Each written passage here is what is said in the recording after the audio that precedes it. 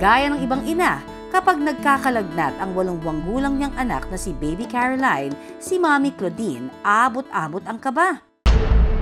Pero nang minsang naglagnat, ay sinabayan ng rashes.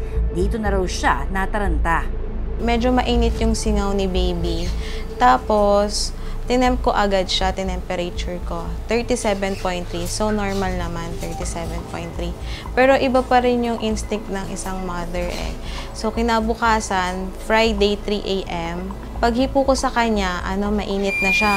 So, tinemperature ko siya, 38.3 na yung temperature niya. And then, 3 p.m., nag-decide kami mag-asawang isugod na siya sa ER kasi nakita namin may rashes na yung face niya tsaka yung likod niya.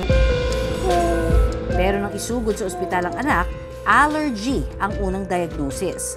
Initial diagnosis niya ay hand, foot, mouth disease. Ang sabi ng doktor, viral infection lang. So, pinauwi kami by 10 p.m. Ang problema, hindi raw nawala ang lagnat ng bata na umabot pa nga sa halos 40 degrees Celsius.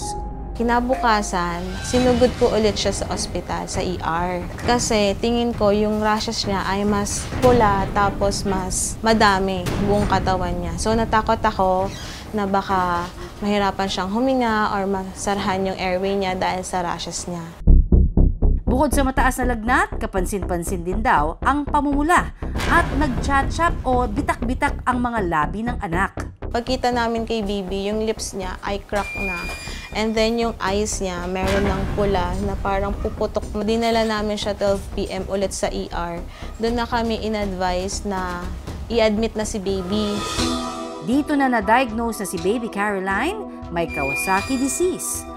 Sobrang rare, hindi naman napag-uusapan. Nalaman na lang namin siya nung merong isang artista, nagkasakit yung anak niya ng Kawasaki. So parang doon lang lumabas, Kawasaki, rare daw. So wala naman akong idea na magkakaroon din yung anak ko sa rare disease na yon. Ano-ano nga ba ang mga unang senyales ng sakit na ito? Ang nabanggit ni Claudine na napabalita ay ang ibinahagi ng aktres na si Nikki Hill noong Abril sa kanyang anak na si Maddie, na diagnosed din ng Kawasaki disease. Sa kanyang Instagram post, ikwento niya kung paanong sumailalim ang bata sa mga pagsusuri at gamutan.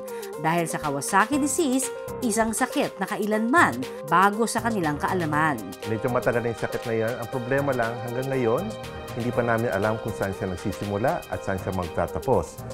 Kung anong sanhi niya ay hindi pa rin na-discover hanggang sa ngayon.